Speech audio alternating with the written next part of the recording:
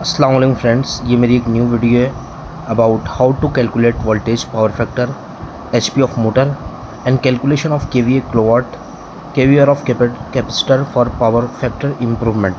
हमें कितने केवीआर का कैपेसिटर पावर फैक्टर इम्प्रूवमेंट के लिए चाहिए होता है, तो ये सब हम इसमें आज के टॉपिक में हम डिस्कस करेंगे। मैं उम्मीद करता हूँ आपको ये टॉपिक पसंद आएगा।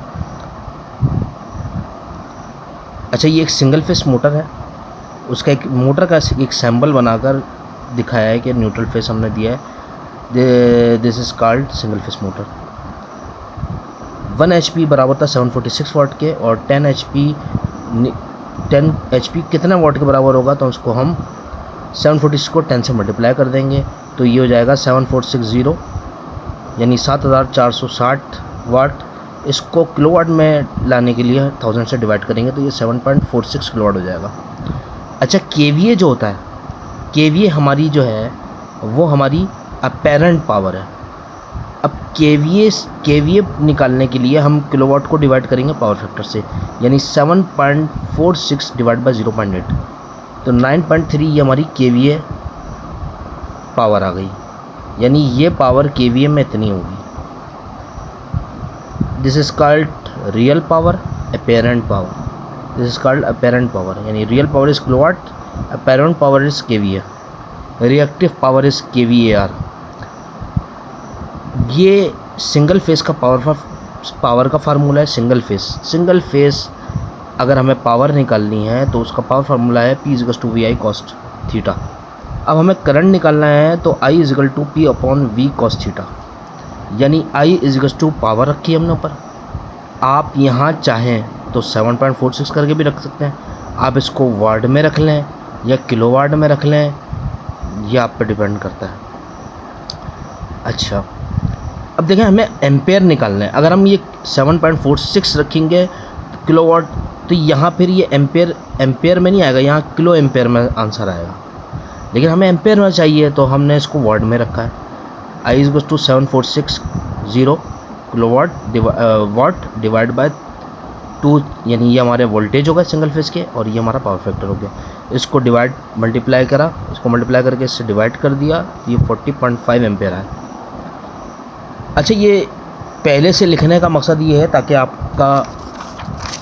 आपका टाइम कम से कम ज़ाया हो और आपको ज़्यादा से ज़्यादा चीज़ समझ में आ सके।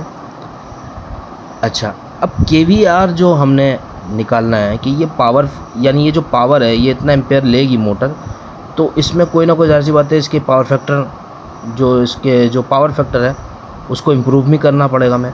तो इतने अगर एम्पेयर ले रही है मोटर, और इतने किलोवाट की मोटर है, और इतने एचपी की मोटर है यानी 10 HP की, तो उसके पावर फैक्टर को इम्प्रूव करने के लिए हमें कितने केवीआर का कैपेसिटर चाहिए होगा, तो ये उसकी कैलकुलेशन है। KVAR 7.46 यानी kilowatt multiply by √1 - 0.8 square divide by 0.8। ये हम कैलकुलेशन करेंगे कि ये कैलकुलेशन मैंने ये नीचे की हुई है इसको, ताकि आप लोगों को प्रॉब्लम ना हो।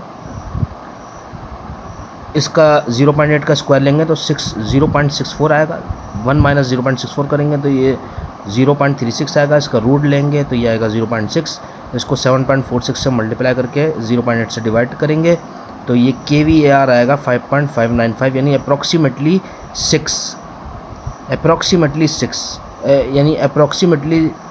5.6।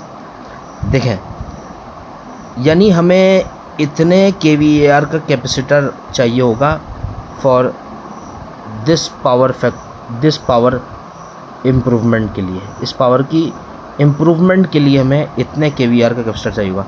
लेकिन बात एक हमेशा याद रखिएगा कि अगर हम बिल्कुल ये फुल लोड पे है, अगर हम इतने KVAR का कैपेसिटर लगाएंगे इतने लोड पे, तो होगा ये कि ओवर वोल्टेज हो जाएंगे। हमने ओवर वोल्टेज से बचाना है, तो हम इसकी एक सिंपल सी चीज़ है कि आपके पास जितने भी KVA आ रहा है उससे आपने यानी 1 पॉइंट उससे जो है ना वो कम का यानी यूज़ करना है। जैसे 5.5 तो आप यूज़ करेंगे 4.5, यहाँ मैंने ये फिगर बनाई है। तो आप इन दोनों यानी फेज़ और न्यूट्रल के अक्रॉस जो कैपेसिटर लगाएंगे इस मोटर की पावर फैक्टर इम्प्रूवमेंट के लिए, वो 4.5 KVAR का लगाएंगे। उससे ये होगा कि इसका इसका पावर फैक्टर जो है वो मेंटेन रहेगा, ठीक है। ये मोटर लोड ज़्यादा नहीं लेगी, ठीक है। तो ये सारी चीज़ है। ये सिंगल फेस मोटर के हवाले से थी मेरी वीडियो। मैं उम्मीद करता हूँ आपको पसंद आई होगी, और मेरी नेक्स्ट वीडियो जो इसके बाद आएगी वो इंशाल्लाह 3 फेस मोटर के हवाले से होगी, कि 3 फेस मोटर में अगर हमें इस तरह की पावर कैलकुलेशन करनी हो और KVR capacitor for power improvement लगाना हो तो उसकी कैलकुलेशन कैसी होती है, तो वो मैं 3 फेस के हवाले से बताऊँगा। और मैं उम्मीद करता हूँ आपको ये मेरी कैलकुलेशन और ये मेरा टॉपिक पसंद आया होगा। काइंडली इसको लाइक करें, शेयर करें, कमेंट करें और सब्सक्राइब करना बिल्कुल ना भूलें। शुक्रिया।